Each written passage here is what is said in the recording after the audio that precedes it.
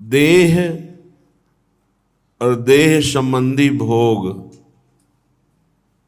इन पर इतनी प्रबल आसक्ति हो गई कि महापुरुष जन बार बार इसी बात को समझाते हैं कि किसी भी तरह तुम देह से अपनापन हटा पाओ और देह भोगों में सुख बुद्धि जो बैठ गई है उसको हटा पाओ, तो अभी तुम सारे दुख, विपत्ति, चिंता, शोक अभी मुक्त हो जाओ, अभी इसी क्षण। क्योंकि मुक्त हो केवल आपने स्वीकार कर लिया है, ये स्वीकृति आपकी ही अस्वीकृति से जाएगी। ये बहुत खास बात है, इसमें किसी की कृपा काम नहीं करेगी।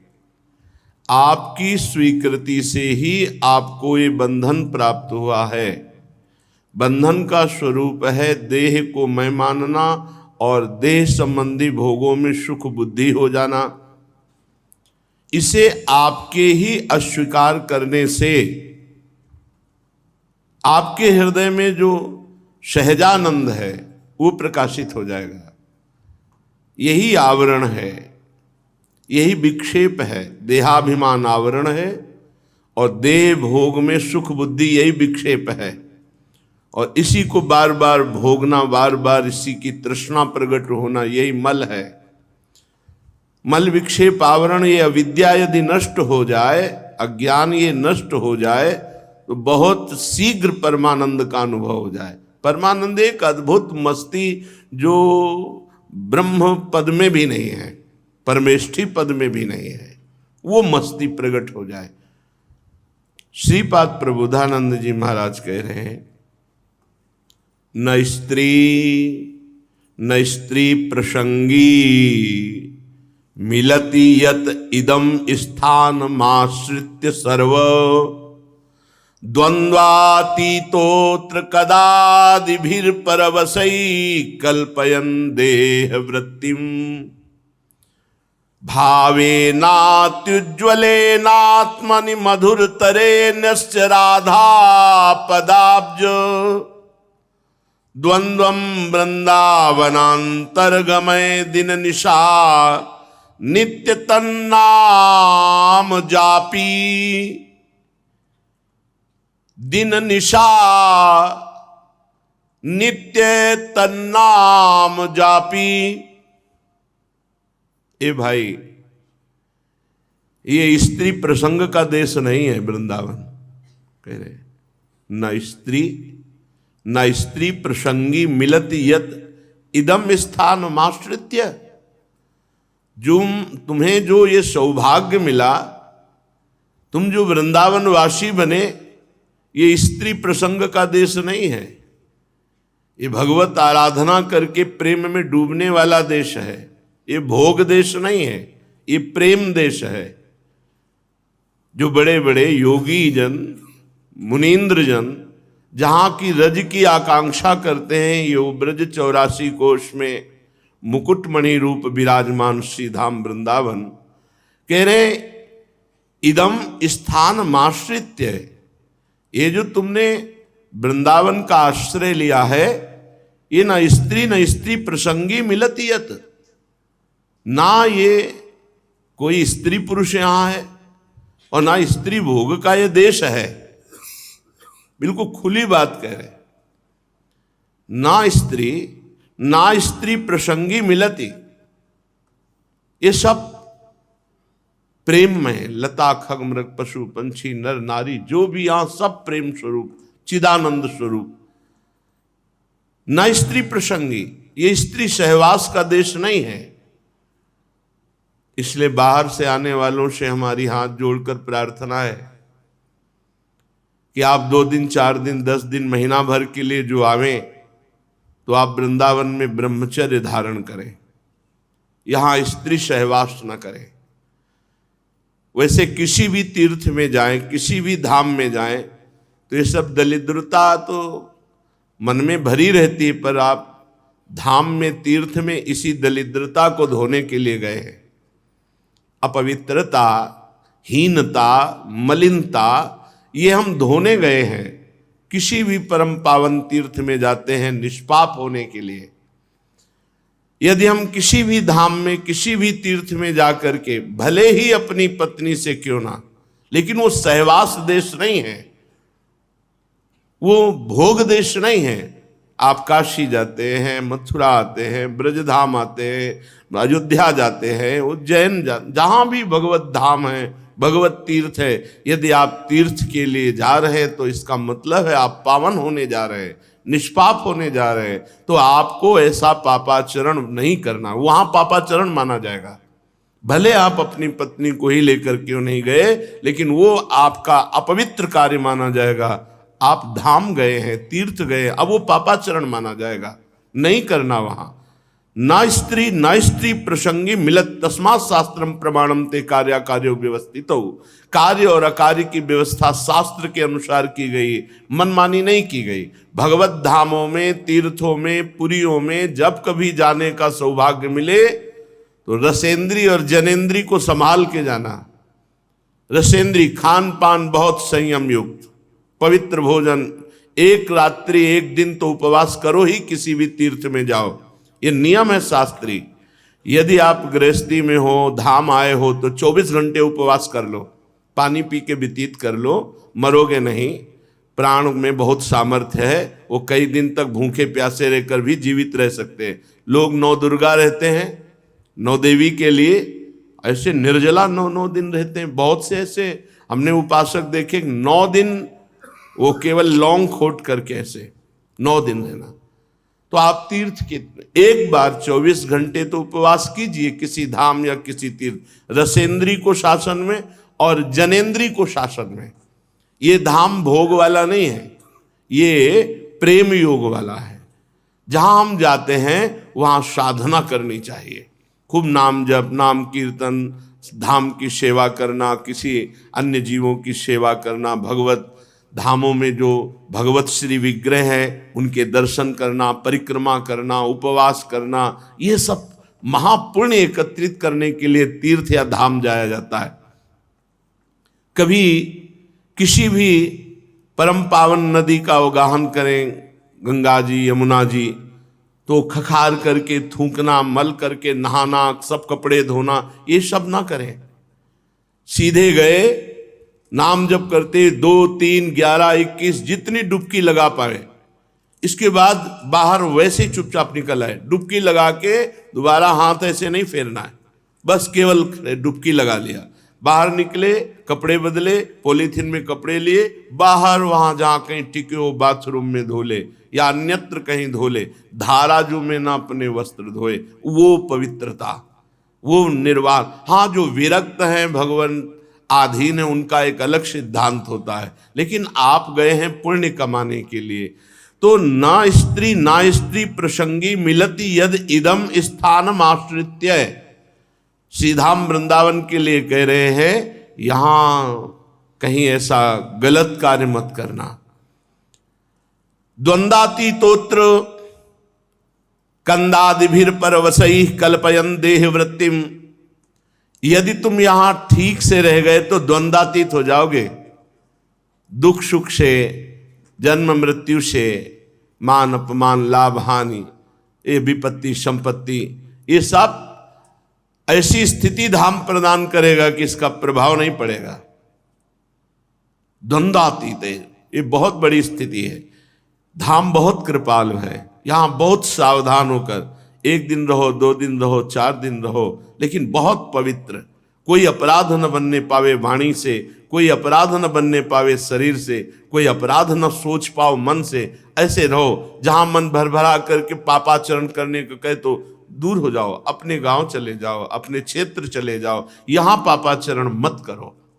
जो अखंड धामवासी हैं, वृंदावन धाम उनकी त्रुटियों को, जैसे माँ की गोद में बच्चा सोच कर दे तो माँ अपराध नहीं मानती, ऐसे ही वृंदावन प्रभाव सुन अपनो ही गुण देत, जैसे बालक मलिन को मातु गोद भर लेत। पर आप 2-4 दिन के लिए आए हैं, इसलिए बहुत सावधान रहें।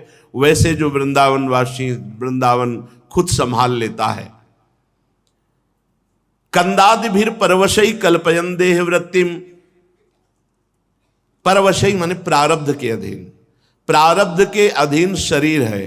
अब जैसा प्रारब्ध हो, कभी बढ़िया प्रसाद मिल गया, कभी रूखा मिल गया, कभी ना भी मिला तो भी राधे राधे। हमको देह वृत्ति पोषण के लिए परेशान नहीं होना। और भावे नाति ज्वले नात्मन मधुर तरे, श्री किशोरी जी के चरणारविंद के प्रेम भाव को प्राप्त करने के लिए आए हैं, भागेंगे नहीं, वृंदावन का ही आश्रय लेंगे पक्का।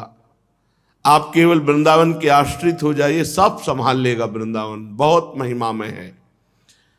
बस एक ध्यान देना है कि हमें श्री किशोरी जी के चरणारविंद का प्रेम चाहिए।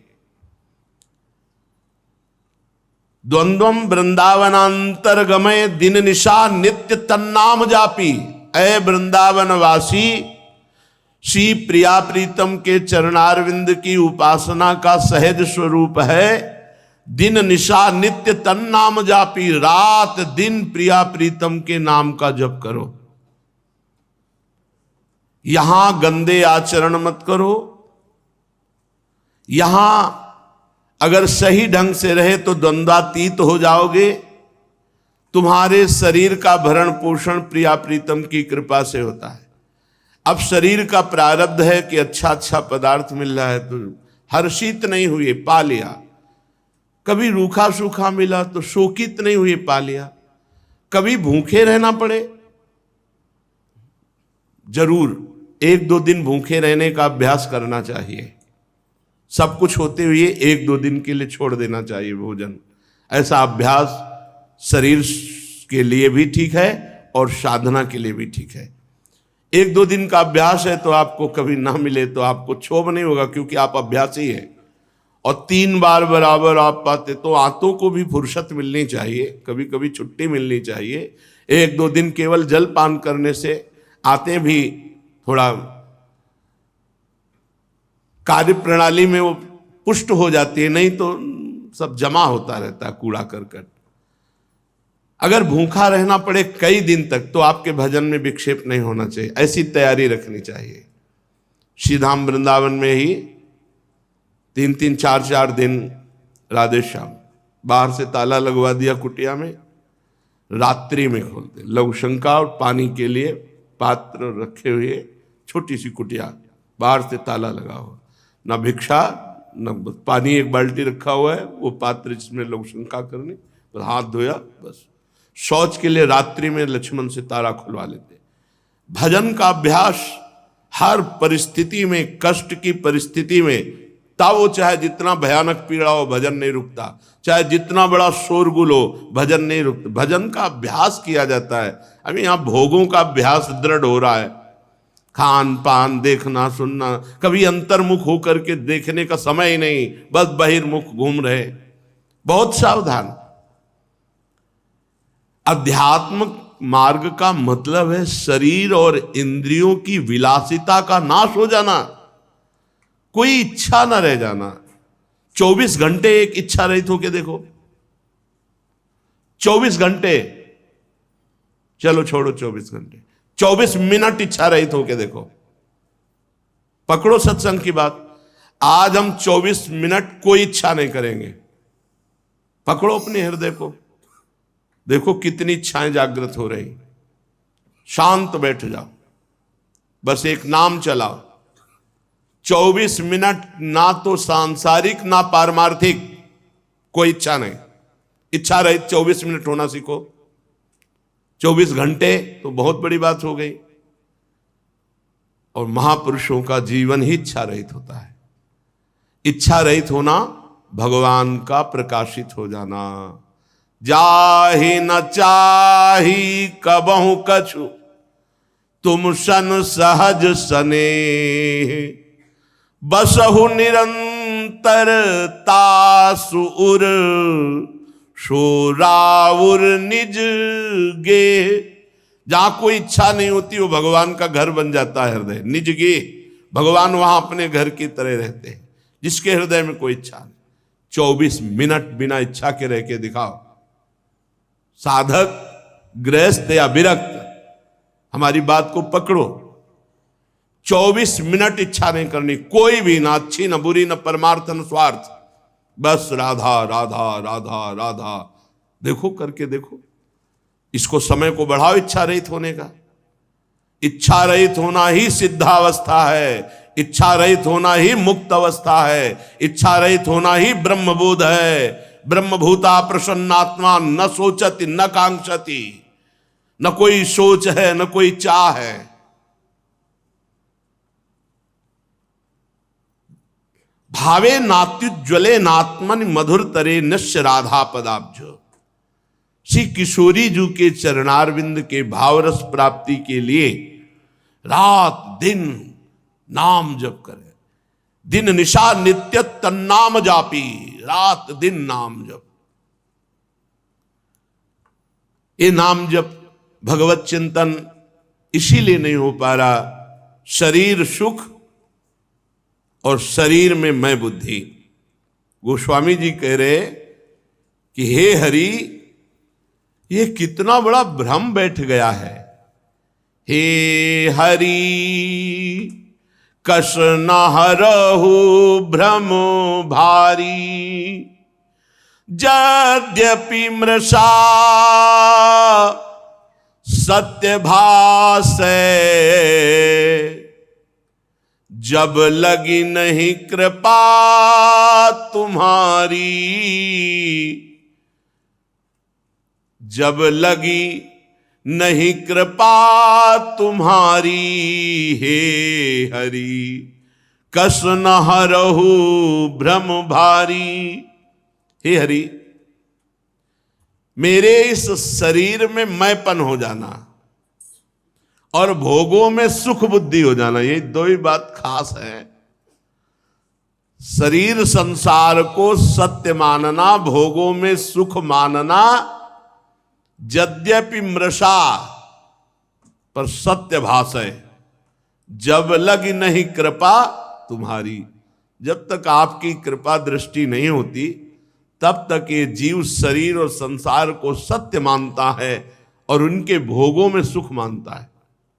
जैसे स्वप्न में खूब खीर खाई और जब जगे तो न पेट में एक चावल न जबान में स्वाद, बिल्कुल ऐसे ही पूरी रात आप कोई भोग भोगते रहो, लेकिन फिर जगे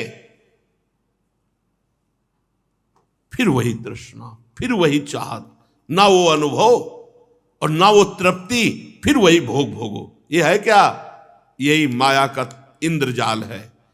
यद्यपि मृषा सत्य भाषे, यार फिर एक बार भोग के देखूं, शायद अब की सुख मिल जाए। एक बार फिर खा के देखूं, एक बार फिर सुन के देखूं, एक बार फिर चख के देखूं। यही तो चल रहा है, शब्द स्पर्श रूप रस गंध। अर्थ अविद्यमान जानिय, संस्कृति नहीं जाई गोसाई। बिनु बांधे निज हठ सठ परवश, पर्यो कीर की नाई। हे हरि कस न हरहु भ्रम भारी। प्रभु, यद्यपि मैंने सत्संग में सुना, शास्त्रों में स्वाध्याय किया, तो ये पता चला कि ये शरीर मैं नहीं हूं, ये शरीर की स्त्री पुत्र संपत्ति आदि ये मेरे नहीं है। पर स्वामी, इतना जान लेने पर भी ये छूट नहीं रहा, इससे छुटकारा नहीं मिल रहा। यद्यपि मुझे किसी ने नहीं बांध रखा है, मैं स्वयं हठवश पकड़े हुए हूं। मैं इसके बिना नहीं जी सकता, मैं इस क्रिया के बिना, इस भोग के बिना, इस वस्तु के बिना, इस स्थान के बिना। जैसे शुक तोता स्वयं नलिनी को पकड़े हुए है, अगर छोड़ दे तो उड़ जाए, पर वो सोच रहा है अगर छोड़ दिया तो मर गए। ऐसे लगता है अगर ये विषय छोड़ दिया तो जी नहीं पाएंगे, ये वस्तु छोड़ दिया तो जी नहीं पाएंगे। प्रभु, ये बड़ा भारी भ्रम पैदा हो गया है। सपने व्याधि विविध बाधा, जन्म मृत्यु उपस्थित आई। और वैद्य अनेक उपाय करे, जागे बिनु पीर न जाई। हे हरि कस न हरहु भ्रम भारी। जैसे किसी ने स्वप्न में देखा कि बड़ा असाध्य रोग उसको हो गया, अब मृत्यु का समय आ रहा है। अब बाहर से बड़े बड़े राज्य वैद्य बुलाए जाए, डॉक्टर बुलाए जाए, औषधियां दी जाए, क्या उसका वो रोग और वो मृत्यु भय नष्ट होगा? नहीं। कैसे नष्ट होगा? बस जगा दो, क्योंकि स्वप्न में वो देख रहा है। जैसे सुभग सेज सोवत सपने, बारिद बूढ़त भय लागे, कोटि हु नाव न पार पावसो, जब लग आप न जागे। जैसे कोई सुंदर सैया पर सो रहा है और उसने स्वप्न में देखा कि मैं समुद्र में गया और वहां डूब रहा हूं, अब उसको कौन बचाए? हाहाकार मचा हुआ है। अब आस पास से हम सैकड़ों नावें लगा दें, तैराक लगा दें, तो वो सुभग सैया पर जो सोया हुआ पुरुष स्वप्न में समुद्र में डूब रहा है, क्या उसे बचा सकते हैं? क्या नहीं। कैसे बचा सकते? बस जगा दो उसे। जैसे रोग से पीड़ित भयंकर कष्ट पा रहा है, तो बाहरी वैद्यों से दवा से काम नहीं चलेगा, उसे जगा दो बस। जो ही जगा सोई, न रोग, न वो शोक, न वो मृत्यु, न भय, न वो समुद्र, न वो कोई डूबना। हे हरि कस न हरहु भ्रम भारी। श्रुति गुरु साधु समृति सम्मत ये, दृश्य असत दुखकारी।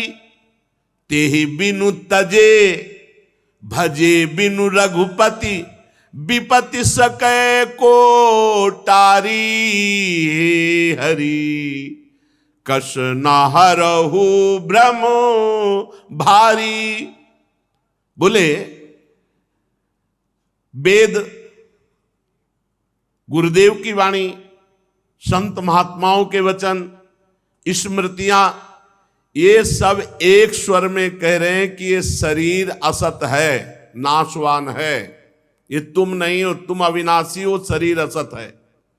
एक स्वर में कह रहे हैं कि संसार का दृश्य जितना देख रहे हो सब मायामय असत है, शरीर भी छूट जाएगा, तुम्हारे हाथ कुछ नहीं लगेगा, केवल झूठे पे समय बर्बाद कर रहे हो। पर प्रभु, जब तक जीव आपका भजन नहीं करेगा तब तक ये भ्रम नहीं हट सकता। पकड़ो इस बात को। वेद कह रहे हैं, गुरुदेव कह रहे हैं, संत कह रहे हैं, स्मृतियां कह रहे हैं कि तुम्हारा शरीर असत और तुम जितना देख रहे हो ये सब असत, कुछ तुम्हारे हाथ नहीं लगेगा। तुम्हें जो समय मिला है वो सत कमाई करने के लिए मिला है। सत कमाई हरि भजन। यदि तुमने हरि भजन नहीं किया तो ये भ्रम हटने वाला नहीं, इसी में पच पच करके मर जाओगे। पूरा अमोघ जीवन तुम्हारा जो श्वासें थी जिससे तुम अविनाशी परम पद में स्थित हो जाते, वो सब समय तुमने व्यर्थ में गंवा दिया। तेहि बिनु तजे भजे बिनु रघुपति, विपति सकै को टारी। बिना भजन के संसार का राग नष्ट नहीं होता, और बिना संसार शरीर का राग नष्ट हुए कोई दुख विपत्ति मृत्यु शोक चिंता भय इनसे नहीं बच सकता। बहु उपाय संसार तरन कहां, विमल गिरा श्रुति गावे। तुलसीदास मैं मोर गए बिनु, जीव सुख कबहू न पावे। हे हरि कस न हरहु भ्रम भारी। वेद ने, शास्त्रों ने संसार से पार होने के बहुत से साधन बताए हैं, अनेक उपाय बताए हैं, किंतु गोस्वामी तुलसीदास जी कहते हैं जब तक मैं और मेरा ये दो नहीं मिटेंगे, अहमता और ममता, ये जब तक नहीं मिटेगी तब तक जीव को ये माया प्रपंच ऐसे ही बांधे रहेगा और बार बार जन्म बार बार मरण उसे भोगना पड़ेगा। इसीलिए श्रीपाद कह रहे हैं, रात दिन नाम जप करने का अभ्यास करो। जितना तुम नाम जप करोगे उतना ही तुम संसार से मुक्त होते जा रहे हो। 24 घंटे में 1 घंटे नाम जप, 1 घंटा मुक्त हो गए तुम। अगर आप 24 घंटे नाम जप करो तो आप जीवन मुक्त महापुरुष हो। देख लेना, अभ्यास योग युक्तेन चेतसा नान्यगामिना, ऐसा अभ्यास करो कि कभी नाम छूटे ही ना। फिर देखो कैसा आनंद अपने आप। यद्यपि उसको ये नशा नहीं प्राप्त था, फिर भी कल कह रहा था कि मैं बहुत नशेबाज और बहुत क्या क्या सब बताया। अब जब से राधा नाम जपना शुरू किया तो ऐसा नशा चढ़ रहा है, सब छूट जा रहा है। और किसी नशे में ऐसा नशा नहीं जो राधा नाम में, उसके शब्द। यद्यपि आंखें बता रही थी कि अभी नशा नहीं चढ़ा है, क्योंकि जब राधा नाम का नशा चढ़ता है तो आंखों का परिचय, वो आंखें अलग होती हैं, वो आंखें ही कुछ अलग होती हैं जिनमें राधा नाम का। पर कहीं ना कहीं कृपा है कि वो दिशा तो पकड़ ली जिसमें उन्मत्तता चढ़ती है, वो दिशा छोड़ दी जिससे जीव का पतन होता है। अगर नाम पकड़ लिया तो नाम तुम्हें पकड़ लेगा, और जब नाम पकड़ लेगा तो भव समुद्र से अपने आप पार हो गए, सूख जाएगा समुद्र ही। नाम लेत भव सिंधु सुखाही, करहु विचार सुजन मन माही। समुद्र ही सूख गया, पार होने की जरूरतें नहीं रह गई। तभी कह रहे यदि 24 घंटे नाम जप कर रहे हो तो तुम 24 घंटे जीवन मुक्त हो। चूक हो जाए तो बड़े बड़ों को भी ये माया अपने फंदे में फंसाकर जन्म जन्मांतर दौड़ा दे। देखो भगवान ऋषभ देव जी से जिनका प्रादुर्भाव हुआ, जिन्होंने भगवान की आराधना के लिए अपने चक्रवर्ती सम्राट पद, अपने पुत्र, अपनी रानियां, प्रजा, सबका मोह त्याग करके गंडकी नदी के किनारे त्रिकाल स्नान करना, पर्णकुटी में रहना, रात दिन भगवान को वहीं वन पत्र पुष्पों से पूजा करना, ऐसा रोमांच होना, भगवान के ध्यान में मगन होकर अश्रु प्रवाह करना, ये स्थिति भरत जी महाराज की थी। कल आपने प्रसंग में सुना कि एक हिरनी गर्भवती पानी पी रही थी, पीछे से सिंह की दहाड़ आई, वो बेचारी भयभीत होकर छलांग मारी तो गर्भ छलांग लगाने के कारण योनि द्वार से जल में गिर पड़ा और वो उस पार जाकर उसके प्राण निकल गए। भरत जी ने देखा कि तो अब इस बच्चे को बचाने वाली मां तो मर गई, और मैं ये देख रहा हूं, मेरा कर्तव्य बनता है इस बच्चे को बचाएं। दौड़ पड़े और धारा से उस बच्चे को गोद में ले ली। बहुत उत्तम बात, हर साधु हृदय को ऐसा करना चाहिए। किसी भी जीव की रक्षा करना परहित सरिस धर्म नहीं भाई। भरत जी ने वही किया जो एक संत हृदय को करना चाहिए। अब 2-4 घंटे में हिरण के बच्चे में चलने की, दौड़ने की ताकत आ जाती है, तो 2-3 दिन सही उसे प्यार दुलार से रखकर और किसी हिरणों के झुंड में छोड़ देना चाहिए। पर वो आसक्ति जो पुत्र स्नेह को दबाकर भगवान की तरफ चल रही थी, वही आसक्ति हिरण के स्नेह में फैल गई। हर समय उसे गोद में ले रहना, उसके लिए जाकर हरी हरी धूप की नई नई कोपें उसको पवाना, बड़ा दुलार करना, और कभी कभी हृदय से लगा के कहते, बेटा तेरा सर्वत्र मंगल हो। देखो महापुरुषों का हृदय कैसा, जिस हिरण को स्वीकार किया उसको परम पद में पहुंचा दिया, भले 3 जन्म लगे। यही महापुरुषों को होता है, अपनी परवाह नहीं करते।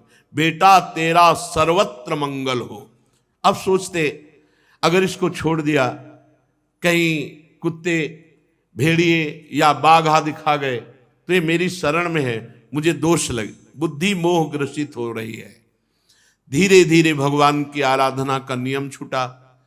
अब अगर ध्यान में बैठना चाहते हैं तो तुरंत स्मरण आता है, कहाँ गया हिरण का बच्चा, बस उसी की दृष्टि। अगर वो 5 मिनट ओझल हो जाए तो ऐसे विकल हो जाते जैसे विरहिणी आकाश में देखते हैं तो चंद्रमा में वही हिरण का चिन्ह दिखाई देता है, पृथ्वी में खुर देखते हैं तो कहते पृथ्वी तो बड़ी सौभाग्यशाली मृग शावक के चरण चिन्हों से चिन्हित है, जैसे गोपीजन भगवान श्री कृष्ण के चरण चिन्हों से चिन्हित भूमि को देख। ऐसी दशा, क्योंकि प्रेमी जो भगवत मार्ग का पथिक होता है उसका हृदय बड़ा द्रवित और एकाग्र होता है। वो जिधर जाएगा उधर वैसे ही जाएगा जैसे भगवान में लगता है, वो भगवान की तरह प्यार करेगा जिधर प्यार करेगा। इसीलिए उस हृदय को बहुत संभाल कर रखने की जरूरत होती है। जिस हृदय में नाम जब चल रहा है तो एक द्रवण क्रिया होती है, उस समय अगर आसक्त हो गया तो जो बड़े बड़े आसक्त जन देखे गए वो इसीलिए क्योंकि वो बड़े हृदय वाले, बड़े प्रेमी हृदय वाले, और वो प्रेम पूरा का पूरा, उनका व्यभिचारी स्वभाव नहीं होता, आज इससे कल इससे परसों इससे ऐसा प्रेम लगाव नहीं, उनका एक जिधर लगा पूरा लग गया। अब हिरण में लगा तो इतनी जोर कर लगा कि जब अंतिम समय आया तो उसी हिरण के चिंतन में इनका शरीर पूरा हुआ, बड़ी हानि हो गई। जहां भगवान के चिंतन के लिए अपना चक्रवर्ती सम्राट पद, राज्य छोड़ा, रानियां, पुत्र, समाज, प्रजा, सुख सब छोड़े, वही आज अंतिम बिगाड़ हो गया कि हिरण की आसक्ति में, हिरण को देखते हुए, हिरण का चिंतन करते हुए शरीर छूटा, तो अगला जन्म इनको हिरण का प्राप्त हुआ। इतने बड़े महापुरुष भगवान ऋषभ देव जी के पुत्र, चूक हो गई तो अगला जन्म हिरण का हुआ। मृग बने हुए राजर्षि भरत जी के मन में पूरी स्मृति है कि मैं भरत राजा था, हिरण की आसक्ति के कारण मुझे हिरण की योनि मिल गई। अब तो अपनी माता मृगी का त्याग किया और कलंजर पर्वत से पुनः उसी गंडकी नदी में आए जहां तपस्या करते थे, शालिग्राम भगवान जहां प्रकट होते हैं। पुनः आश्रम में आकर के वैसे ही जैसे भरत रूप से भजन करते थे वैसे ही भजन करने लगे मृग रूप से। अब तो हरी घास चरने में भी भय लगता कि कहीं आसक्ति ना हो जाए, इसलिए जो सूखे पत्ते गिरते उन्हीं को चबाकर और रात दिन गंडकी नदी में से अपने मृग शरीर को खड़े करके वही भजन करते और प्रारब्ध की क्षय की बाट देखते। अंत में शरीर को आधा गंडकी नदी में डुबा करके भगवान का स्मरण करते हुए शरीर छोड़ा। अब बात बन गई। जब मृग शरीर छोड़ा तो भगवान सुखदेव जी कहते हैं, हे राजन परीक्षित, आंगिरस गोत्र में जो बहुत ही ब्रह्म संबंध से युक्त और ब्रह्म कर्म से युक्त ऐसे ब्रह्म ऋषि के यहां जन्म हुआ भरत जी का, यही नाम पड़ा जड़ भरत। आंगिरस गोत्र में शम, दम, तपस्या, स्वाध्याय, वेदाध्ययन, त्याग, अतिथि सेवा, संतोष, तितिक्षा, विनय, विद्या, अनुसूया, आत्मज्ञान एवं आनंद, सभी गुणों से महान श्रेष्ठ ब्राह्मण के कुल में जन्म हुआ। वैसी ही इनकी माता विद्याशील, आचार रूप, उदारता से संपन्न, पातिव्रत धर्म धारण करने वाली, ऐसी जगह जन्म हुआ। 9 पुत्र हुए और दूसरी पत्नी से 1 पुत्र और 1 कन्या। इनमें जो पुत्र थे वो महाराज भरत जी थे। मृग शरीर का परित्याग करके इस जन्म में ब्रह्मबोध संपन्न महापुरुष के रूप में जन्मे। अध्यात्म ज्ञान पढ़ना नहीं पड़ा क्योंकि मृग शरीर में ही भजन पूर्ण हो गया। यद्यपि पशु शरीर में भजन नहीं होता, लेकिन ये राजर्षि भरत के रूप में जो भजन किया और परहित के लिए अपना जीवन अर्पित कर दिया, उसके प्रभाव से मृग शरीर में भी पूर्व स्मृति और भजन ये बना रहा। उसके प्रभाव से अब जो जन्म हुआ वो ब्रह्मबोध संपन्न महापुरुष के रूप में। पूरी याद है, मैं राजर्षि भरत था, चूक हो गई मृग बना, अब आकर के मैं इस ब्रह्म ऋषि के कुल में जन्मा हूं। पूर्व जन्म का पूरा स्मरण होने के कारण अब कोई विघ्न ना हो जाए, इसलिए वो पागलों जैसी वृत्ति में रहते बाल्यावस्था से ही। हर समय भगवद स्मरण परायण, ओठ बंद और पागलों जैसी चेष्टा।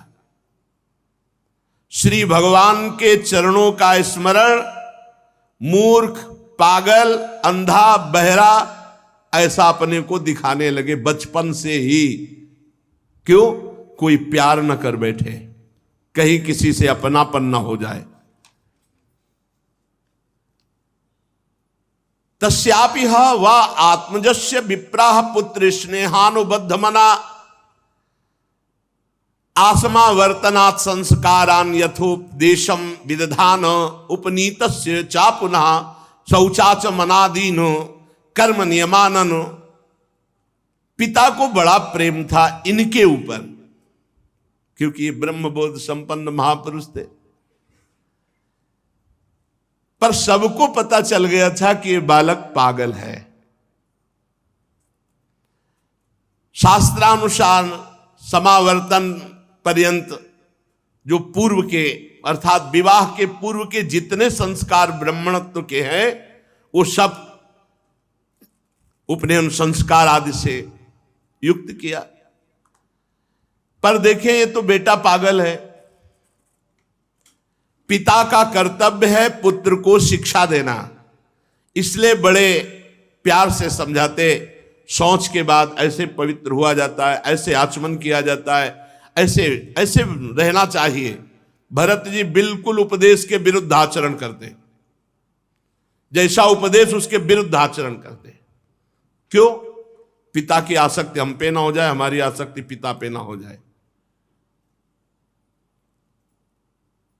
साचापि तदुहा पितृ सन्निधावेवा सध्रीचीन म्यू इसम करोति छंदास्याध्यापयिष्यन् सा व्याहृति भी सा प्रणो शिरस्त्रिपदीम सावित्रीम।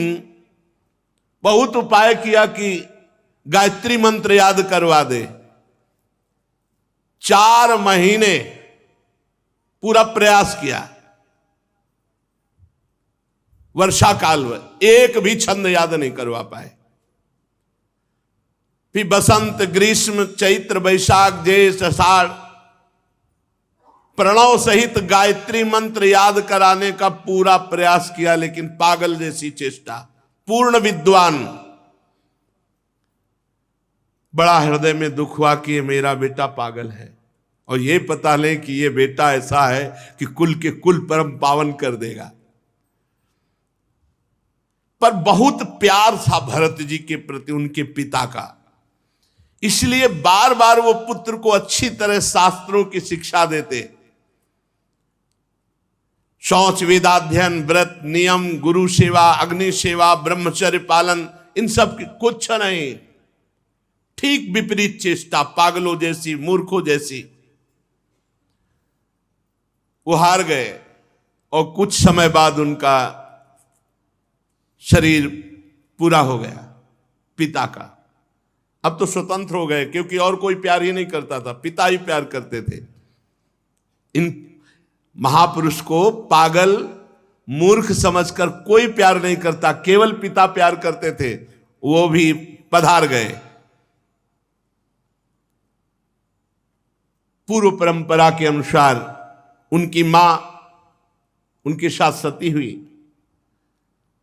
अब तो कोई बोलने वाला नहीं। जो भाई थे वो समझते थे मूर्ख और पागल है। वो कर्मकांड को सब कुछ समझने वाले विद्वान ब्राह्मण थे।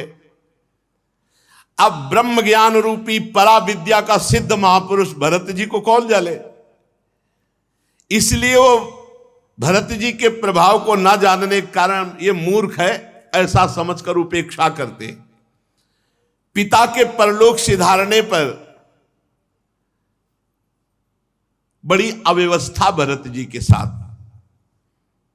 क्योंकि भाई लोग मूर्ख समझते थे, पागल समझते थे। बचा खुचा बाछी अन्न जैसे पशुओं को फेंका जाता है, ऐसे उनको दे, वो आराम से, शरीर का प्रारब्ध है ऐसा मान के पा लेते। कोई काम बताते वो काम कर, कोई मार रहा है, कोई अपमान कर रहा है, कोई थूक रहा है, वो बिल्कुल वैसी पागल। और ब्रह्म बोध परा विद्या के सिद्ध महापुरुष भरत जी के अंदर कोई मान अपमान का विचार ही नहीं रह गया था। साधारण लोग जो नर पशु कहे जाते हैं, नर पशु, मनुष्य रूप में पशु रूप, जो भगवान से विमुख केवल संसार के राग में लगे, वो उनको पागल करके अपमानित करते हैं। कोई थूक देता, कोई ईंट मारता, कोई। भरत जी पराब्रह्म विद्या के ज्ञानी महापुरुष, पर पागलों जैसी वृत्ति। कोई उनको मूर्ख कहता, कोई पागल कहता, प्रायः पागल करके ही पुकारा जाता है, और ब्रह्मबोध संपन्न महापुरुष। तो भरत जी भी ठीक वैसे ही स्वांग रचते कि सब पागल समझे, उसी के अनुरूप भाषण करते भरत जी।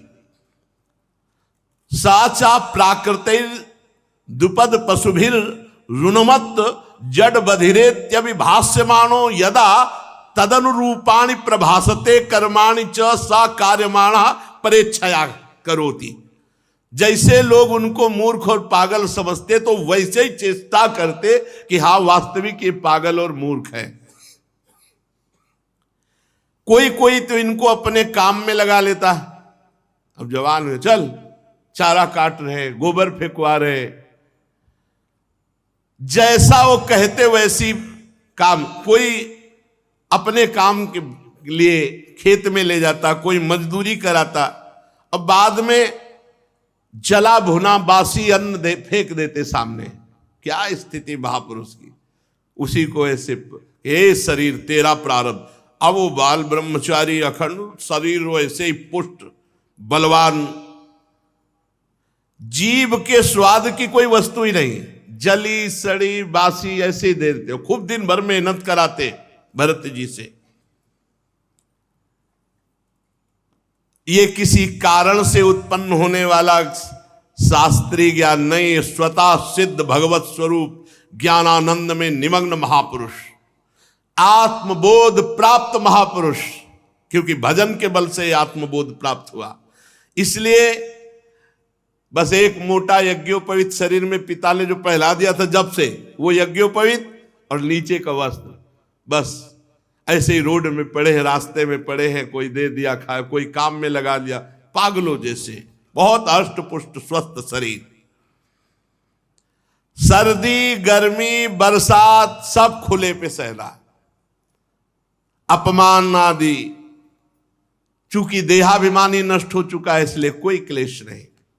क्या लालच वाली ये स्थिति है। लालच लगना चाहिए कि काश ऐसी स्थिति भगवान की कृपा से प्राप्त हो कि शरीर राग रहित, शरीर के पोषण की वृत्ति ही चली गई है।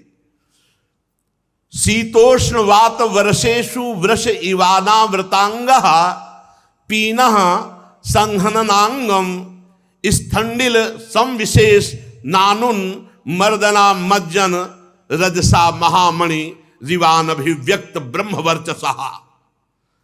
जैसे आग राख से ढक जाए पर अंदर आग है, जैसे मणि के ऊपर धूल लग जाए, ऐसे ही महाराज न कभी स्नान करते न कोई शरीर सफाई। सर्दी गर्मी बरसात आंधी, इसमें लिखा हुआ है नहाना धोना कोई मतलब। भगवत स्वरूप शीतोष्ण वात वर्षेषु, गर्मी ठंडी हवा वर्षा, वृष इवानावृतांग, सांड की तरह खुले शरीर सहते। भगवान ने आदेश किया है साधक और साधु को, मात्रा स्पर्शास्तु कौन्ते शीतोष्ण सुख दुखदा आगमा पाइनो अनित्यास्तास्तितिक्षस्व।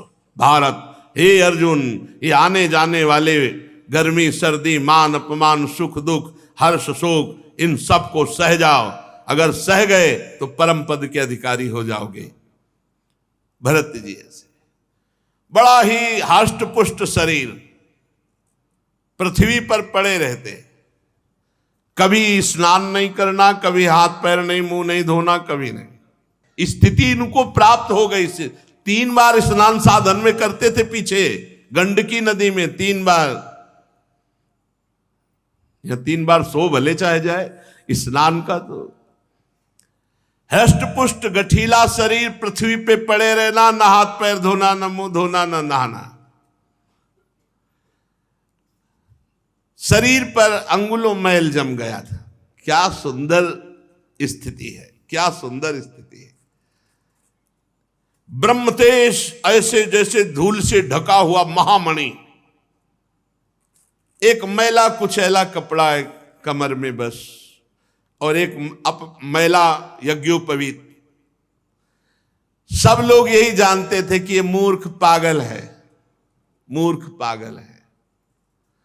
बहुत तिरस्कार करते भरत जी का, काम करवाते, मारते, इतना बड़ा महापुरुष ऐसे सह रहे।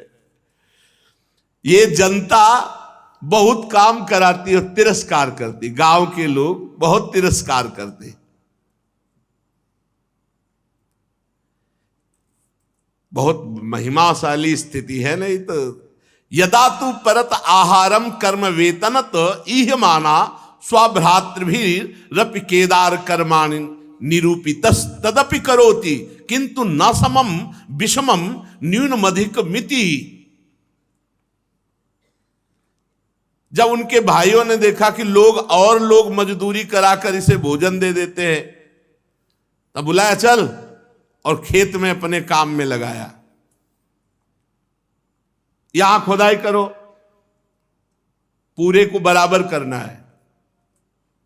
तो कह रहे हैं कि ना समम विषमम न्यूनमधिकमिति, जहां समान खुदाई करनी थी वहां कुआं जैसा गड्ढा कर दे, जहां लगा दिया खोदो तो बस वहीं खोदते चले गए, क्योंकि ये पता नहीं चलना चाहिए कि ये बुद्धिमान है, मूर्ख है, ये पागल है, यही पता चला। क्यारियां ठीक करने में लगा, सब उल्टा कर दिया, सब क्यारियों में कुआं जैसा खोद दिया। भाई उनको डांटते, धक्का मारते, और भोजन में क्या देते? खली, भूसी, भुने हुए उड़द और चावल की कनकी सूखी ऐसे जैसे जानवर को दी जाती है, या पके हुए अन्न की जली हुई खुरचन। कैसे महापुरुष है, जिनको विश्व का परम पवित्र भोग सब मिलना चाहिए, वो कैसे जी रहे? स्पष्ट लिखा हुआ है कि उनके आहार में चावल की कनी, खली, भूसी, भुने हुए उड़द ऐसे सूखे और वो ऐसे चबा लेते, या पके हुए अन्न की जली हुई खुरचन, जली हुई, वो दे देते। बड़े अमृत के समान उसे शरीर का प्रारब्ध समझकर खा लेते। भगा दिया भाई, धक्का मार, एक काम लायक नहीं। दूसरे भाई ने पकड़ लिया, खेत की रखवाली करो, खेत की। अब वो खेत की रखवाली क्या करे? खेत इधर, आसन लगा इधर में पड़े, उनसे खेत से मतलब क्या है? विपरीत। वो जो भी कार्य करते तो उसके विपरीत, जिससे पक्का सबको समझ में आया कि पागल है, वहीं पड़े हुए थे। और एक डाकुओं के सरदार ने भद्रकाली से कामना की थी कि पुत्र हो जाएगा तो नरबलि चढ़ाएंगे। नरबलि मतलब मनुष्य को काटेंगे आपके सामने, और संयोग से पुत्र हो गया। तो भद्रकाली को मनुष्य की बलि देने के लिए एक पुरुष को पकड़वा मंगाया। वो तो राजा था, दस्युराज। अब उस पुरुष को छोड़ दिया गया बाजार में, खूब जो चाहो खा लो, उसको पता नहीं है। वो जलेबी, गुलाब जामुन, जो जो बढ़िया पसंद सबको खा रहा था। एक दुकानदार ने धीरे से कहा, खूब खा लो, अब इन्हें गर्दन कटेगी जाके तुम्हारी। क्यों? भूले तो ऐसे फिरी थोड़ी खाने को मिल रहा है। दस्युराज ने आज उत्सव मनाया है और तुम उनके बलि पशु हो, तुम्हारी गर्दन कटेगी। तो उसने दोना पत्तल जो होता वो साथ लिए, जो भागा वहां से निकल गया, भाग गया। अब जो रक्षक थे उनको, वो तो खुला छोड़े हुए थे कि खा पी लेगा, पकड़ लेंगे। जब देखा कि वो आदमी भाग गया तो सोचा अगर राजा से कहा जाके तो हम ही किसी को भी बलि चढ़ा देगा, इसलिए तुरंत कोई नर पशु पकड़ना चाहिए। दैववश वो तो भाग गया जिसको पकड़ के लाए थे। चारों ओर सेवक दौड़े कि अब कोई मनुष्य मिल जाए, नहीं तो हम लोगों की बलि चढ़ा देगा राजा। तो रात के समय तक दैव योग दृष्टि पड़ी आंगिरस गोत्री ब्रह्म प्राप्त महापुरुष श्री जड़ भरत जी के ऊपर। अब जंगल में देखा तो खेत में तो पड़े ऐसे थे। अरे बोले देवी भी प्रसन्न हो जाएगी और राजा भी प्रसन्न हो जाएगा, क्योंकि बहुत तगड़ा आदमी है, अष्ट पुष्ट बलवान। और उस समय वीरासन में बैठे हुए थे, रात्रि के समय नजदीक आए, पकड़ लिया, कोई विरोध नहीं। बोले हमारे स्वामी का कार्य इससे बहुत सिद्ध हो जाएगा, देवी बहुत प्रसन्न हो जाएगी। रस्सियों से बांध लिया, बंधवा लिया आपने, कोई रोका नहीं, बिल्कुल पागलों जैसी चीज। जो शरीर का होना है वो पक्का होना है, जो नहीं होना है वो नहीं होना। रस्सियों से बांध लेंगे, ले गए भद्रकाली के मंदिर में। अब बाजार में नहीं छोड़ा कि एक तो निकल गए, अब दोबारा अगर वहीं सीधे मंदिर ले गए। पद्धति के अनुसार बढ़िया उट्टन लगाया गया। आज जीवन में उट्टन लग रहा है महाराज के, जीवन में कोई प्यार से तो उट्टन लगाया नहीं। भरत जी ले और लंबे हाथ कर देता, आहा बढ़िया उट्टन लगा करके। अब ये नहीं कि ज्ञान नहीं, पता है, तलवार भी रखी, पता है दोनों शरीर का है, जो शरीर का प्रारब्ध है उसको भोगना होगा। विधि पूर्वक बढ़िया इत्र फुले लगा के स्नान, सब नए नए वस्त्र पहनाए गए, चंदन लगाया गया, माला, जैसे अब गर्दन कटनी है तो माला भी। फिर सुंदर खीर पुआ भोजन, डट के भरत जी ने खाया, कोई चिंता नहीं, पता है, अज्ञानी थोड़ी, परम ज्ञानी है। फिर धूप दीप से आरती की गई, क्योंकि बलि चढ़ाना है। इसके बाद शुरू हुआ ढोल बजना, मृदंग ढोल, और भद्रकाली जी के सामने इनको ले जाया गया, भरत जी को, और कहा गया सर नीचा करके ऐसे झुका के बैठ जाओ, घुटने के बल सर नीचा करके आराम से बैठो, कोई परेशानी नहीं।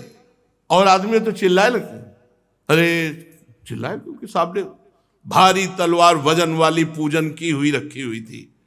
भरत जी ने देखा प्रारब्ध है, सर झुका दिया। दस्यु राजा आया और अभिमंत्रित वो बहुत वजन वाली खड्ग उठाई तलवार।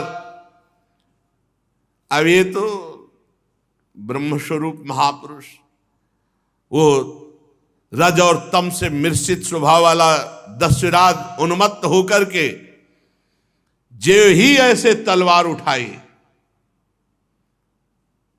एक तो ब्रह्म ऋषि, दूसरे ब्रह्मबोध संपन्न, शरीर राग रहित ब्रह्मबोध संपन्न महापुरुष के जेव ही गर्दन पर तलवार प्रहार करने के लिए की, भद्रकाली के शरीर में ब्रह्म तेज से आग पैदा हो गई। भद्रकाली असहनीय हो गई, चीख पड़ी, मूर्ति फाड़कर निकल पड़ी और वही तलवार लेकर के अपने जितने पूजा करने वाले थे सबकी गर्दनें उड़ा दी। अंबा को ये पसंद नहीं आया, मां को ये पसंद नहीं आया। जो लोग बलि देते हैं हीन पशुओं की, जरा इस प्रसंग से सुनकर देखे कि मां जगदम्बा है या केवल तुम्हारी ही मां है। अगर वो जगदम्बा है तो हर पशु पक्षी की मां है, वो कैसे बर्दाश्त कर सकती है अपने पुत्र का हनन? तुम्हारी दुर्गति होगी। माताजी जगत जननी, माताजी ने उनको मारा जो अन्य पुत्रों का नाश करना चाहा, तो माताजी ने उनको घेर करके मारा। चाहे रक्त बीज हो, चाहे शुंभ निशुंभ हो, चाहे जो भी महिषासुर हो, कोई भी हो, जिसने अन्य समाज को नष्ट करना चाहा, अंबा सहनी हो करके अपने पुत्रों की रक्षा के लिए उसको मारा।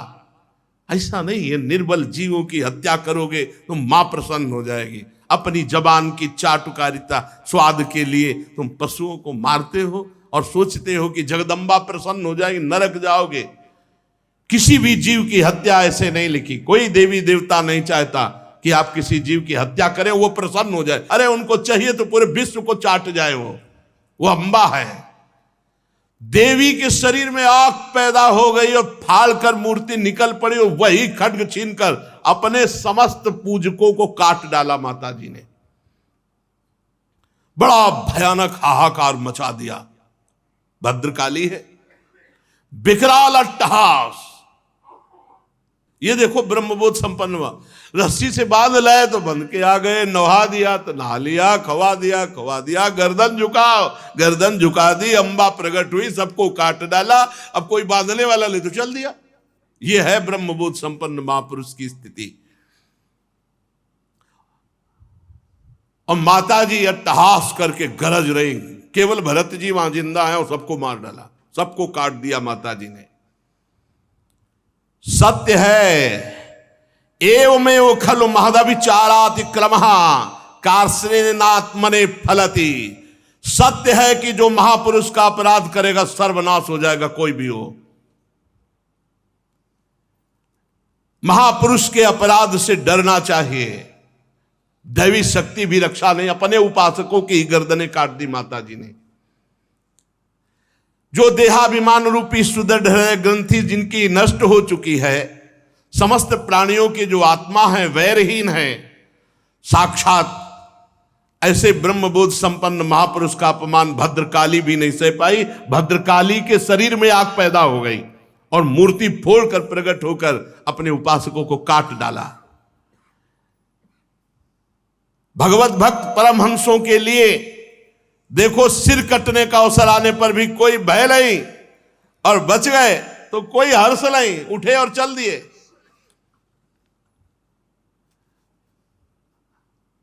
आराम से मस्ती से जा रहे थे, खूब पूजे, तिलक लगे, खाए पिए, नए कपड़ा पहने थे, मस्ती से। उधर सिंधु सौवीर देश का राजा रहुगण, ये वही रहुगण है हिरण, भरत जी के कर कमल से द्वारा पोषित। अब ये भला आकर सिंधु सौवीर देश का राजा, और ये जा रहे थे कपिल भगवान से सत्संग करने, पालकी में बैठ के। कहा था ना भरत जी ने हिरण के रूप में जब ये थे कि बेटा तेरा सर्वत्र मंगल हो, अर्थात मैं तेरा सर्वत्र मंगल करूंगा। पालकी पर चढ़कर जा रहा था। जब इक्षुमती नदी के किनारे पहुंचा तो पालकी उठाने वाले कहारों के जमादार की एक कहार को बुखार आ गया और वो डगमगाने लगी पालकी, असमर्थ। तो कहा भाई एक नया किसी को खोज लो, राजा है वो तो हुक्म पे। तो इन्हीं को देखा, बढ़िया नए कपड़ा पहले, खीर पाए, तिलक लगवाए, आ रहे थे। सोचा ये बहुत हष्ट पुष्ट मनुष्य है, जवान है, बैल जैसी ताकत है, बहुत बढ़िया कहार का।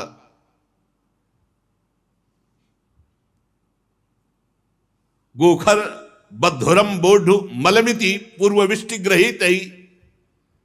ये तो अपार बल रखता है, जैसे बैल में, जैसे पुष्ट जानवर में ये बोझा तो बढ़िया ढो सकता है। ए चलो, चल दिए।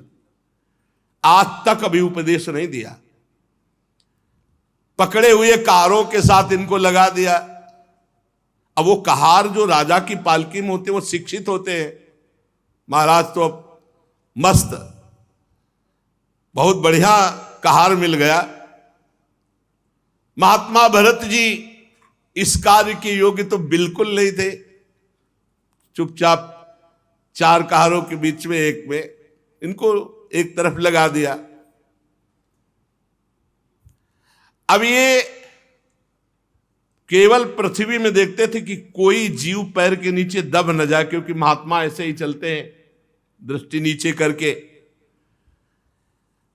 अब दूसरे कहार तो केवल एक बाण पृथ्वी थोड़ी देखते, वो तो पूरा वो शिक्षित है और ये तो आराम से देख करके।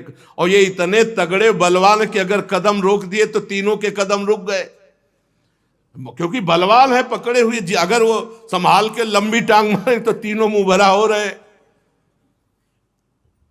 राजा रहुगण ने कहा है ये क्या प्रमाद है?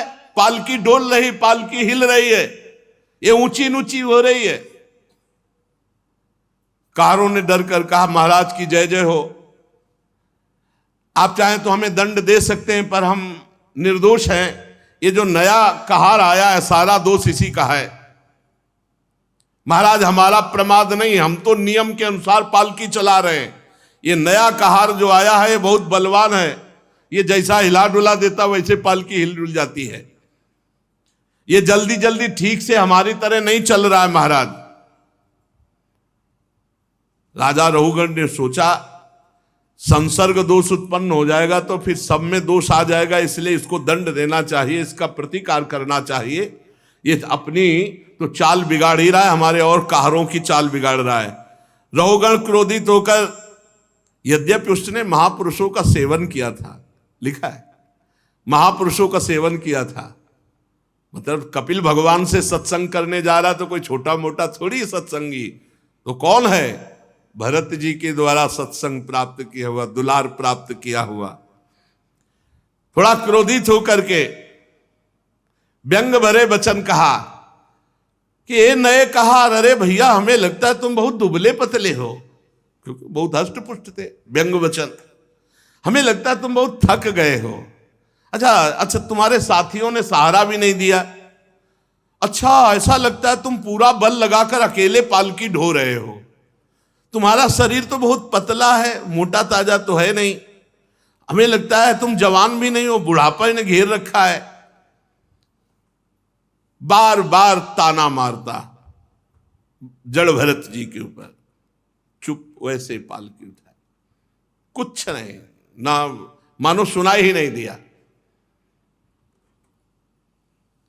भरत जी की दृष्टि में जैसे पालकी वैसे शरीर, पंचभूतों से रचित पालकी, पंचभूतों से रचित शरीर, और दोनों अविद्या के कार्य, और बोलने वाला भी अविद्या में युक्त, इसलिए कुछ नहीं बोले। किंतु पालकी अब भी सीधी नहीं चल रही थी। अब जैसे कई कई जगह 5-5 लाइन चींटी चलती है, ऐसे मारी छलांग तो ये तो कहो पकड़े थे, नहीं तो नीचे आ जाते पालकी के। राधा रघुगण को बहुत क्रोध आया, आग बबूला हुए, अरे ये क्या, तू जीता ही मर गया है, तू मेरा निरादर कर रहा है, मेरा उल्लंघन कर रहा है, मालूम देता है तो प्रमादी है। जैसे दंड पाणी यमराज का दंड निष्फल नहीं जाता, ऐसे मैं तुझे दंड दूंगा, तेरा इलाज करूंगा, तेरे होश ठिकाने लाऊंगा। जड़ भरत जी ने एक बार देखा कि इलाज तो गुरु हमने तुम्हारा कर ही दिया है इलाज तो हो ही गया है तुम्हारा, क्योंकि तुमको कांधे पे ले लिया। पहले भी कांधे पे लिया था और अब भी कांधे पे लिया है। हमें 3 जन्म लगे, अब तुम्हारा इलाज पक्का हो जाएगा। अनाप शनाप बातें रघुगण, उनको बड़ा पांडित्य का ज्ञान, अभिमान था कि मैं बहुत ज्ञानी हूं। रघुगण को जड़ भरत जी ने देखा कि कच्ची बुद्धि, और मुस्कुराए। आज जिंदगी में पहली बार बोले महाराज। भरत श्री भगवत रसिक जी कहते हैं कि बोले ना बोले तो हृदय की ग्रंथि खोले। आज प्रवचन शुरू है महाराज जड़ भरत जी का। त्वयोदितम व्यक्तम अभिप्रलब्धम भर्तु समय स्याद्यदि वीर भारः गंतुर यदि स्यादधिगम्य मध्वा पीवेति रासौ न विदाम प्रवादः। तुमने जो कहा सब यथार्थ है, जड़ भरत जी ने कहा। मैं कोई उलहना नहीं दे रहा हूं। कितना हो भाग्य कि आज जिंदगी में आज जड़ भरत जी बोले नहीं। अभी तलवार चलने की स्थिति में भी नहीं बोले, आज तक नहीं बोले, मौन, आज बोले। भार नामक कोई वस्तु है तो ढोने वाला कोई है ही, मार्ग है तो चलने वाला कोई है। मोटापन, पतलापन, ये सब शरीर के लिए है। आत्मा के लिए तो नहीं ना। क्या ज्ञानी जन ऐसी बातें करते हैं जैसे तुम करते हो? कैसे समझा रहे? जैसे बेटा को समझाए। ये स्थूलता, मोटापन, कृशता, पतलापन, आधी, व्याधि, भूख, प्यास, भय, कलय, इच्छा, बुढ़ापा, नींद, आसक्ति, क्रोध, अभिमान, शोक, ये सब देहाभिमानी को प्राप्त होते हैं, आत्मस्वरूप में नहीं। क्या सुंदर बात, क्या सुंदर बात। ये सब देहाभिमानी को प्राप्त होते हैं, आत्मस्वरूप को नहीं। राजन, तुम जो कहते हो मैं तुम्हें दंड दूंगा, मार दूंगा, ये विकारी पदार्थों को, निर्विकार स्वरूप को नहीं, मेरे स्वरूप को नहीं। बहुत सुंदर। ये दोनों बातें, जो मारना या जीना है, ये आदि और अंत वाले इसी शरीर के अंतर्गत की बात है, स्वरूप में नहीं। यशस्वी नरेश, स्वामी और सेवक भाव जहां स्थित होता वहां आज्ञा पालन होता। मैं आपका सेवक नहीं हूं, तुम हमारे स्वामी नहीं हो, तुम्हारी आज्ञा का पालन हमारे ऊपर लागू नहीं होता। तुम राजा हो, मैं प्रजा हूं, ये भाव होने पर तुम्हारा शासन लगता। मैं प्रजा नहीं हूं तुम्हारी, ये भेद बुद्धि मेरे में नहीं है, व्यवहार के लिए अवकाश नहीं है। बहुत कोई थोड़ा परमार्थ को जो समझ रहा होगा वही समझ पाता है। परमार्थ दृष्टि में कौन स्वामी और कौन सेवक? तुम कहां राजा और मैं प्रजा? ये परमार्थ दृष्टि में कहां है? स्वामित्व का अभिमान रखने वाले हो तो बोलो, अब बोलो मैं तुम्हारी क्या सेवा करूं। अगर स्वामित्व का अभिमान रखते हो तो बोलो मैं तुम्हारी क्या सेवा करूं। वीरवर, तुमने कहा मत उन्मत्त प्रमत्त, तो मैं अपनी स्थिति में रहता हूं, तुम मेरा इलाज क्या कर सकते हो? तुमने कहा जड़ और प्रमादी ये शरीर, तुमने कहा शिक्षा दोगे तो पिसे हुए को क्या पीसोगे? क्या पीछोगे? शरीर को तो दंड दोगे।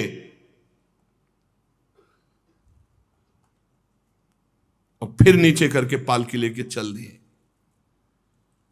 जड़ भरत जी की दृष्टि और वचन और तत्व का उपदेश, अब तो रहुगण कूद पड़ा पालकी से, साष्टांग दंडवत हुआ। क्योंकि ऐसा कोई ब्रह्मबोध संपन्न महापुरुष ही बोल सकता है। राजमद चूर चूर हो गया, चरणों में सिर रख करके, हाथ जोड़ करके, घुटने टेक करके कहा। पालकी लिए हुए भरत जी कूद पड़ा रहुगण, साष्टांग दंडवत, आगे घुटने टेक कर हाथ जोड़कर कहा, देव आपका एक ही चिन्ह दिखाई दे रहा, यज्ञोपवीत द्विज का, ब्राह्मण का, और आप प्रच्छन्न भाव से विचरने वाले हैं। क्या आप अवधूत शिरोमणि दत्तात्रेय जी हैं? या आप कौन हैं? कहीं आप साक्षात भगवान कपिल देव जी तो नहीं है? मुझे इंद्र के वज्र से डर नहीं लगता, ना हम विशंके सुरराज वज्रान्न त्र्यक्षशूलान्न यमस्य दंडात, नान्यर्क सोमा नीलवित्त पास्त्रात छंके भृशम ब्रह्म कुलावमानात। महाराज, मुझे इंद्र के वज्र से डर नहीं, भगवान देवादिदेव महादेव के त्रिशूल से भी मुझे डर नहीं, यमराज के काल दंड से भी डर नहीं, अग्नि सूर्य चंद्र वायु कुबेर इनके अस्त्रों से डर नहीं, पर मैं डरता हूं ब्रह्म ऋषि के अपमान से। आप कोई प्रच्छन्न भेष में अवधूत महापुरुष हैं, आप मूर्खों की भांति विचरण करने वाले, इसलिए मेरे से अपराध बन गया। साधु, आपकी दृष्टि और आपके वचन की मैं था ही नहीं पा रहा हूं कि आप कितने अगाध ज्ञान संपन्न हैं।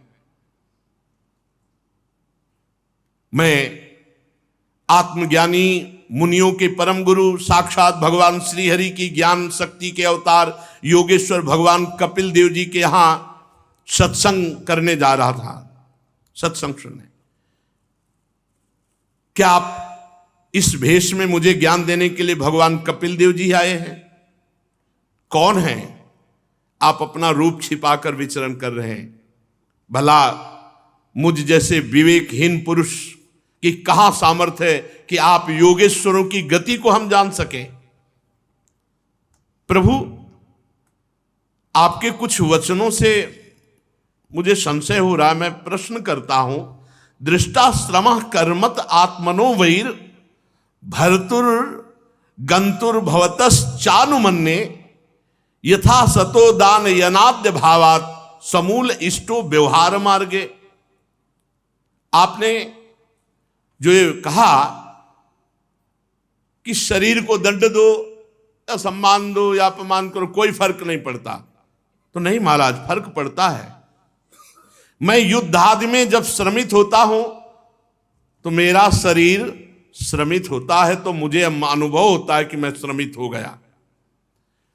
जब बोझा ढोया जाता है तब ये लगता है कि मैं थक गया, तो मतलब शरीर का थकना आत्मा का थकना लगता है। शरीर का पीड़ित होना मतलब आत्मा को पीड़ित होना पड़ता है। सही लग रहा है ये ज्ञान? अब देखो अपने लोगों को सही लग रहा है ना? यही अज्ञान है। रहुगण ने कहा कि जैसे युद्ध में कर्म किया जाता है तो अस्त्र लगते हैं, थकित होता है, तो जब शरीर को पीड़ा होती तो अपने को पीड़ा होती है ना। और आपने कहा शरीर का मान अपमान व्याप्ता नहीं है। बोझा ढोने पर शरीर को थकान होती तो अपने को लगती है ना थकान। मुझे ये बात समझ में नहीं आई आपने जो कहा। क्या घड़े से जल लाना ये मिथ्या है? घड़ा मिथ्या है कि जल मिथ्या है? और घड़े से जल लाना रूपी क्रिया मिथ्या है? क्योंकि जड़ भरत जी ने कहा शरीर और पालकी और जाने की क्रिया ये सब मिथ्या है। देह का सुखद या दुखद प्रभाव आत्मा पे पड़ता है, रहुगण ने कहा। जैसे आपने कहा नहीं पड़ता, माना। चूल्हे पे रखी है बटलोई और बटलोई में है पानी और पानी में है चावल, और जब अग्नि का ताप लगता है तो बटलोई भी गर्म होती है, पानी भी खौलता है और चावल भी पकता है। ऐसे ही जब शरीर को पीड़ा होती है तो अंतःकरण को पीड़ा होती है, जब अंतःकरण को पीड़ा होती है तो आत्मा को होती है। तो बिल्कुल सही करेक्ट लग रहा है, बहुत बढ़िया बोल रहा है, लेकिन ये आत्मज्ञान नहीं है, ये देहाभिमान के अंतर्गत बात है। और आपने जो कहा कि दंड देना व्यर्थ है, हमारे को दंड देना व्यर्थ है, तो व्यर्थ कैसे हो सकता है? राजा का कार्य है प्रजा को शासन में लेना, उस दंडों को दंड दे करके ठीक करना। उन्मत्तों को दंड देना पिसे हुए को पीसने के समान व्यर्थ नहीं हो सकता। इसलिए भगवान की सेवा होती है उस दंडों को दंड दे करके पवित्र करना।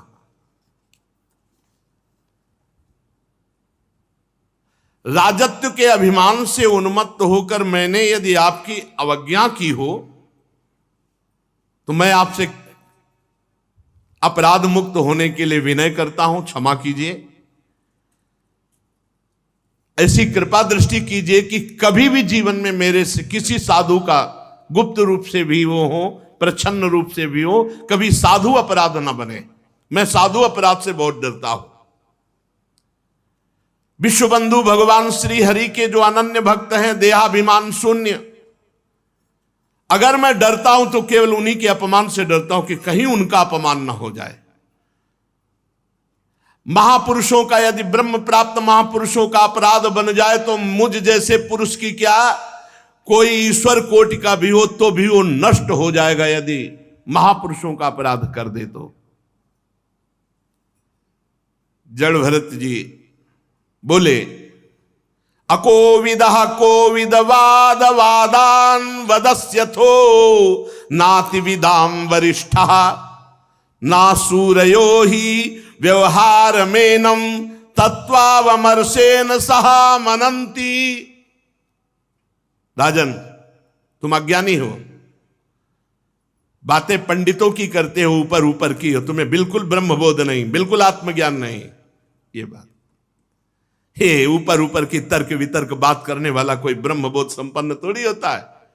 बातें पंडितों जैसी करते हो, तुम अज्ञानी मूर्ख हो, ब्रह्मबोध नहीं। ये देखो, अगर ब्रह्मज्ञानी की बात ना सुनी जाए तो वो बात लग रही कि पूरी सही है।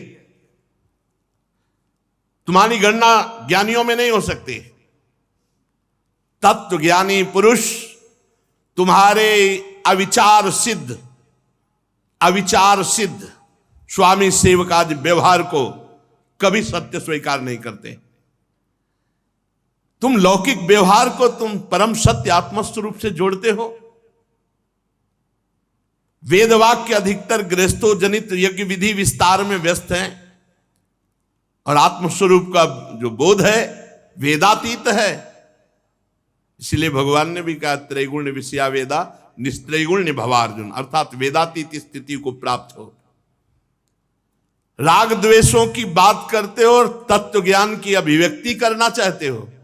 राग द्वेष युक्त तुम्हारा चित्त है और तत्व ज्ञान की बात कर रहे हो। बात तो करते हो पंडितों जैसी, हो अज्ञानी। ये गृहस्थोचित यज्ञ आदि सकाम कर्म करने वाले, स्वर्ग का सुख देखने वाले, ये तत्व ज्ञान के विषय को जान सके या शब्दों को समझ सके, इतनी सामर्थ्य नहीं होती। बहुत सुंदर। जब तक मनुष्य का अंतःकरण सतोगुण रजोगुण तमोगुण के वशीभूत होता है, तब तक बिना किसी अंकुश के उसकी ज्ञानेंद्रियां और कर्मेंद्रियां शुभ और अशुभ कर्म करती रहती हैं। क्या जानेगा वो तत्व ज्ञान जिसका अंतःकरण त्रिगुण से ग्रसित है, सतोगुण रजोगुण तमोगुण से। उससे दो ही कर्म हो सकते हैं, पाप या पुण्य। ये मन वासना में विषयासक्त, गुणों से प्रेरित, विकारी और शरीर रूपी उपाधियों के से युक्त है। ये माया में मन संसार चक्र में चलने वाला है। सवासनात्मा विषयो परक्तो गुण प्रवाहो विकृतः षोडशात्मा बिभ्रत प्रथंग नाम अभि रूप भेद मंतर बहिष्टम चपुरस्तनोति। ये माया में मन संसार चक्र को छलने वाला है। यही देहाभिमानी जीव को सुख दुख आदि से बांध देता है। जब तक ये मन जीवित रहेगा तब तक जागृत और स्वप्नावस्था में व्यवहार प्रकाशित करता हुआ जीव को बांधे रहता है। इसलिए पंडित जन मन को ही त्रिगुणमय अधम संसार और गुणातीत परमोत्कृष्ट मोक्ष पद का कारण बताते हैं। तस्मान मनोलिंग मदो वदंती गुणा गुणत्वस्य परावरस्य। जो मन परमात्मा में स्थित तो मुक्त पदवी, और विषय में स्थित तो बंधन युक्त। विषयासक्त मन जीव को संसार में फांस के रखता है, और भगवदासक्त मन मोक्ष पदवी प्राप्त कराता है। जो वासनामय मन है वही बंधन युक्त है, और जो निर्वासनिक परमात्म चिंतन में तन्मय मन है वही मोक्ष पद है। घी से भींगी हुई बत्ती खाने वाले दीपक में तभी तक धुआं निकलता है जब तक घी है, और घी समाप्त हो गया तो अग्नि तत्व में लीन हो जाता है। उसी प्रकार जब तक विषय भोग है, विषय भोगों में सुख बुद्धि है, तभी तक ये कर्म बनते हैं, उनकी वृत्तियां होती हैं। और जहां विषय भोगों का भाव हट जाता है तो सब शांत हो जाता है। न दीपक, न बत्ती, न आग, ऐसे न संकल्प, न कोई क्रिया, न कोई भोग वासना। एक स्थिति जैसे बताते हैं कि दीवाल घड़ी का सेल हटा दो तो सेकेंड मिनट घंटा वाली सुई वहीं ठप। ऐसे मन बुद्धि चित्त अहंकार इंद्रियां सब भगवत स्थित, सब भगवत स्थित। अब कैसे जानोगे? 5 मिनट तो ये स्थिति आती नहीं है। 5 मिनट ऐसी स्थिति कि सब कुछ भगवदाकार। 5 कर्मेंद्रियां, 5 ज्ञानेंद्रियां, 1 अहंकार, ये 11 मन की वृत्तियां हैं। 5 प्रकार के कर्म, 5 तन मात्राएं, एक शरीर, ये 11 उसके आधारभूत विषय कहे गए हैं। गंध, रूप, स्पर्श, रस, शब्द, ये 5 ज्ञानेंद्रियों के विषय हैं। मल त्यागना, संभोग करना, गमन करना, भाषण करना, लेना देना, ये 5 कर्मेंद्रियों के विषय है। और शरीर को ये मेरा है, मैं हूं, ऐसा ये अहंकार का विषय है। जो अहंकार की इन वृत्तियों को, इंद्रियों के इन प्रवाह को मैं मानकर भोग रहे हैं, वो तत्व ज्ञान क्या जाने। मन की ये 11 वृत्तियां विषय, संस्कार, स्वभाव, कर्म और काल के द्वारा सैकड़ों, हजारों, करोड़ों भेदों में परिणित हो जाती है। किंतु सत्ता, क्षेत्रज्ञ, आत्मा के प्रकाश से प्रकाशित है। आत्मा में इनका कोई प्रभाव नहीं, क्षेत्रज्ञ इनसे कोई संबंध नहीं रखता। ये जीव जबरदस्ती इनको पकड़े हुए है। यही कोई हमें नहीं बांधे, हम इनको पकड़े हुए। संसार बंधन में डालने वाली अविशुद्ध कर्मों में प्रवृत्ति, ये वृत्तियों का प्रवाह संसार की ओर जागृत, स्वप्न और सुषुप्ति में छिप जाती है, जागृत स्वप्न में प्रकट रहती है। लेकिन क्षेत्रज्ञ आत्मा में इनका कोई प्रभाव कभी भी नहीं, न जागृत में, न स्वप्न में, न सुषुप्ति में। ये तीनों अवस्थाएं देहों की हैं, आत्मा की नहीं।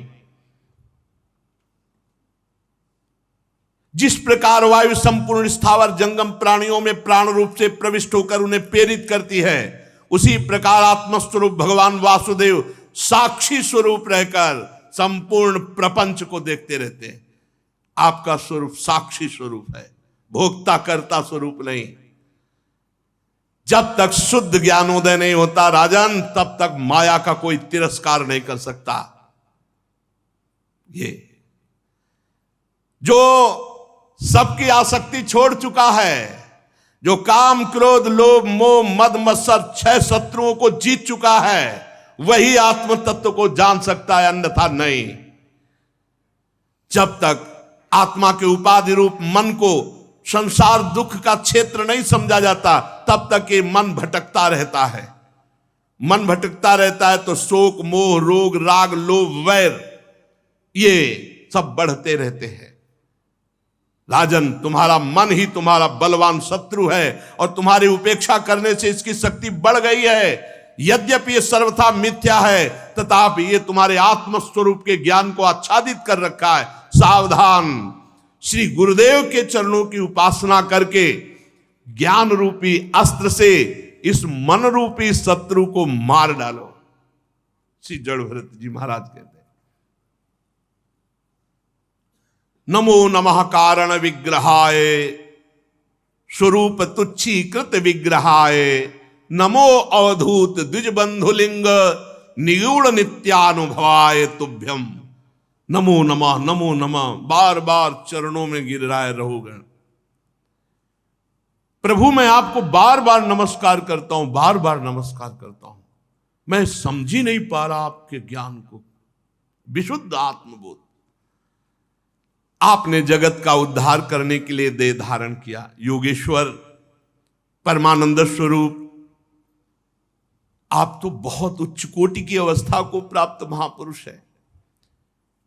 एक जड़ ब्राह्मण का वेश धारण किए हुए नित्य ज्ञानमय स्वरूप को जन साधारण की दृष्टि से ओझल किए हुए अपने को पागल जैसा दिखाने वाले, हे अवधूत शिरोमणि, नमो अवधूत द्विजबंधुलिंग निगूढ़ नित्यानुभवाय तुभ्यम। मैं आपको बार बार नमस्कार करता हूं।